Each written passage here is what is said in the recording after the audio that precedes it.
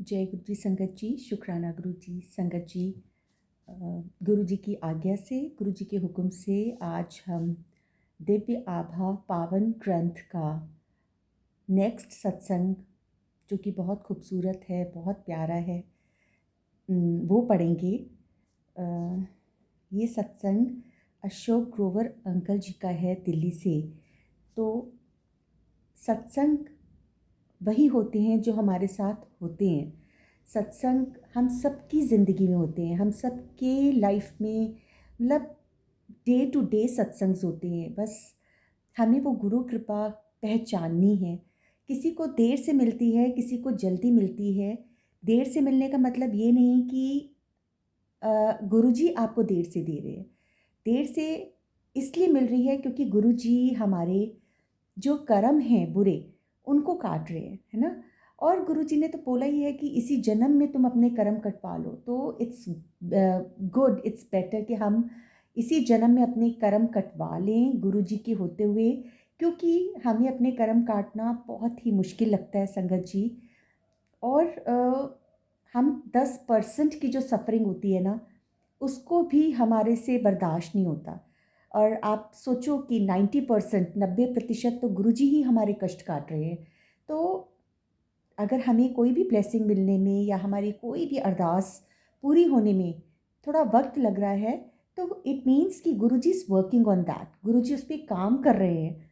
और जब सही समय होगा, सही वक्त होगा, जब वो ब्लेसिंग आपके लिए परमानेंट होगी, तो डेफिनेटली वो आपको ज़रूर मिल जाएगी। इसी प्यारी सी बात के साथ हम अपना अगला सत्संग करते हैं, जो कि अशोक ग्रोवर अंकल जी का है। भक्त के उद्योग की रक्षा।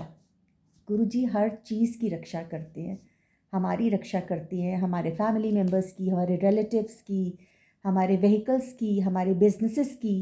कौन सी भी ऐसी एक चीज़ है जिसकी गुरु जी रक्षा नहीं करते। भक्त के उद्योग की रक्षा। गुरुजी ने एक बार अशोक को आदेश दिया कि वह अपना कारखाना बंद करके यंत्र, औजार आदि सब कुछ बेच दे। अशोक को पता था कि गुरुजी के इस आदेश का पालन करना होगा। अगले 15 दिन अशोक इसमें ही व्यस्त रहे। मशीनें खरीदे हुए दामों पर बिकी और शेष सब सामान भी हानि रहित दामों पर बिके। किसी को समझ में नहीं आया कि गुरुजी ने अपने भक्त को अपना कारोबार बंद करने का आदेश क्यों दिया। 3 सप्ताह के बाद वह व्यापार पुरातन घोषित कर दिया गया और कई लोगों को भारी घाटा उठाना पड़ा। पर अशोक बच गए थे, उन्हें स्वयं परमात्मा ने बचाया था। गुरु जी के आदेश का पालन करने में सदा लाभ ही रहेगा, क्योंकि वह कभी अपने अनुयायी के भले के अतिरिक्त कुछ नहीं कहेंगे।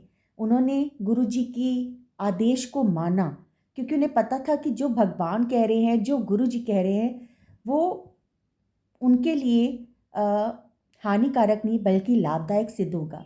ज़रूरी नहीं कि हमें आज अगर हमें कोई चीज़ कही जाए या गुरुजी ने उनको तब कही हो, वो उसी वक़्त उनके लिए फलदायक रही हो।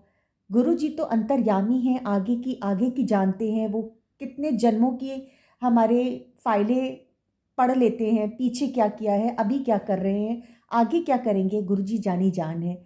तो गुरु के आदेश का पालन करना, गुरु के बताई हुई बातों पर चलना हम सब संगत का परम धर्म और परम कर्तव्य है संगत जी।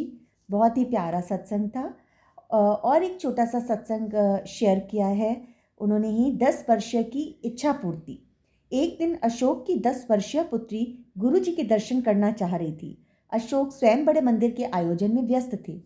उन्होंने एक भक्त से अपनी बेटी को बड़े मंदिर लाने का निवेदन किया। वह बड़े मंदिर आईं और एम्पायर स्टेट जाने का हठ करती रहीं। उन्हें वहां ले जाने वाला कोई नहीं मिला। पूरी रात्रि वह रो रो कर गुरु जी से उनके दर्शन के लिए प्रार्थना करती रहीं। अगले दिन प्रातःकाल सब चकित रह गए जब गुरु जी स्वयं बड़े मंदिर पहुंच गए। जब अशोक ने उनको बताया कि उनकी बेटी रात को उन्हें याद कर रही थी, गुरुजी मुस्कुराकर बोले कि इसी कारण वह उससे मिलने के लिए वहां आए हैं। गुरुजी की दया से उनकी बेटी अपनी कक्षा में प्रथम आई और तब से सदा एक प्रतिभाशाली बच्ची रही। जय गुरुजी, शुक्राना गुरुजी। गुरुजी के पास अगर हम नहीं जा सकते, तो गुरुजी स्वयं हमसे मिलने के लिए आते हैं। ये गुरुजी ने स्वयं कहा कि अगर कोई व्यक्ति मेरे से मिलने बड़े मंदिर नहीं आ सकता तो वो घर बैठे भी मुझे याद करेगा, तो भी मैं उसको ब्लेस करूँगा। और गुरुजी हमें हर पल हर क्षण ब्लेस करते हैं। उनकी ब्लेसिंग्स लेने के काबिल हमें बनना है और अपने कर्म अच्छे रखने हैं संगत जी। इसी तरह से हम कल फिर एक प्यारा सा नया सत्संग करेंगे। गुरुजी हम सबका कल्याण करें, हम सबको ब्लेस करें। जय गुरुजी, शुक्राना गुरुजी।